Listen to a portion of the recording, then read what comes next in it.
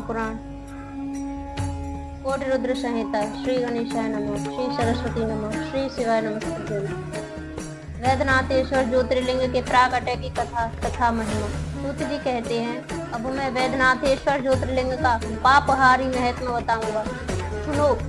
राक्षस राज रावण, जो बड़ा अभिमानी और अपने अहंकार को प्रकट करने वाला था, उत्तम पर्वत कैलाश पर भक्तिभाव से भगवान शिव की आराधना कर रहा था।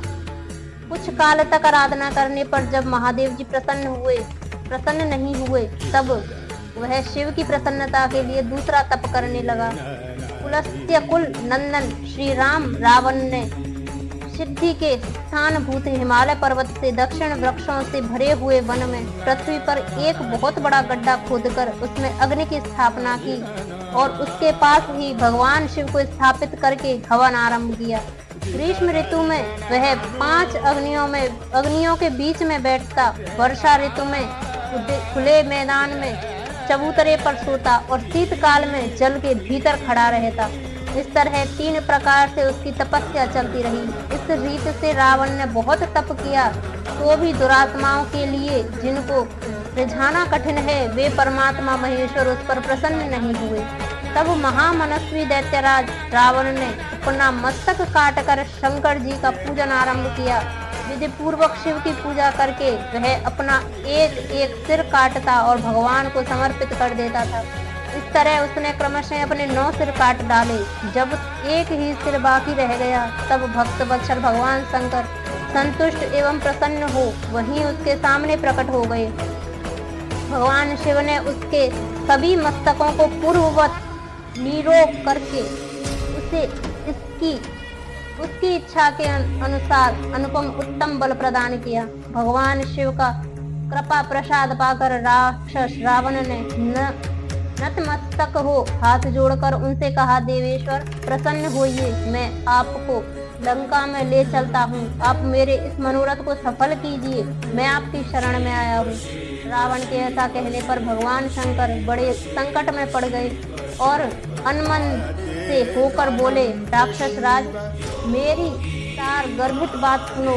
तुम मेरे इस उत्तम लिंग को भक्ति भाव से अपने घर को ले जाओ, परंतु जब तुम इसे कहीं भूमि पर रख दोगे, तब यह वहीं स्थिर हो जाएगा, इसमें संदेह नहीं है।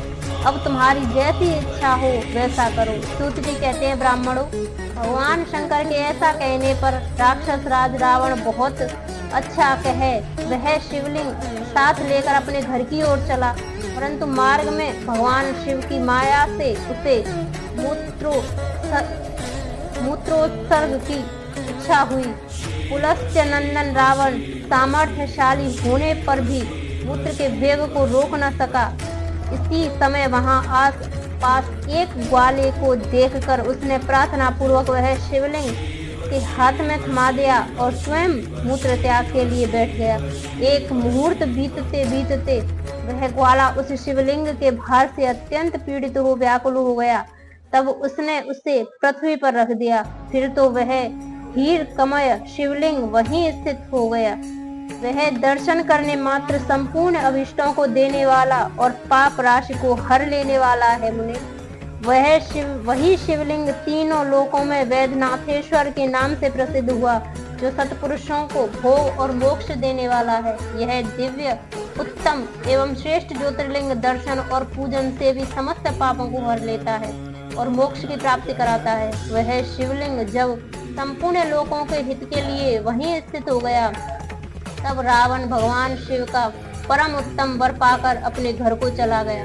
वहां जाकर उस महान असुर ने बड़े हर्ष के साथ अपनी प्रिय मंदोदरी को सारी बातें कह सुनाई। इंद्र आदि संपूर्ण देवताओं और निर्मल मुनियों ने जब यह समाचार सुना, तब वे परस्पर सलाह करके वहां आए।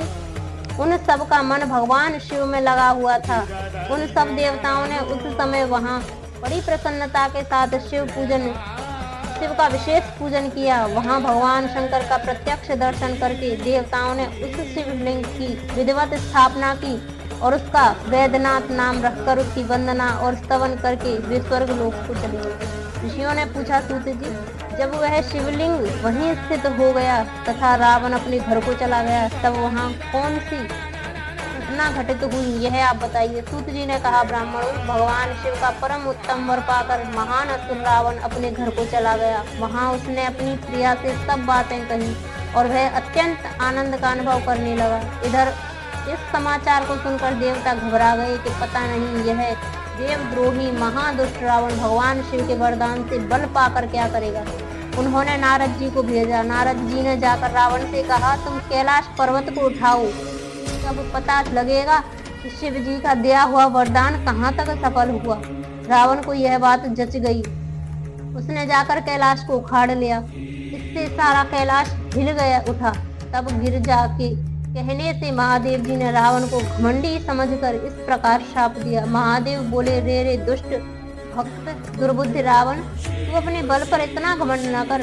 तेरी इन भुजाओं का घमंड चूर करने वाला वीर पुरुष शीघ्र ही इस जगत में अवतीर्ण होगा। सूत जी कहते हैं, इस प्रकार वहाँ जो घटना हुई उसे नारद जी ने सुना। रावण भी प्रसन्न चित्त हो जैसे आया था उसी तरह अपने घर को लौट गया। इस प्रकार मैंने वैद्यनाथेश्वर का महत्व बताया है। इसे सुनने वाले मनुष्यों का पाप भस्म हो जाता है।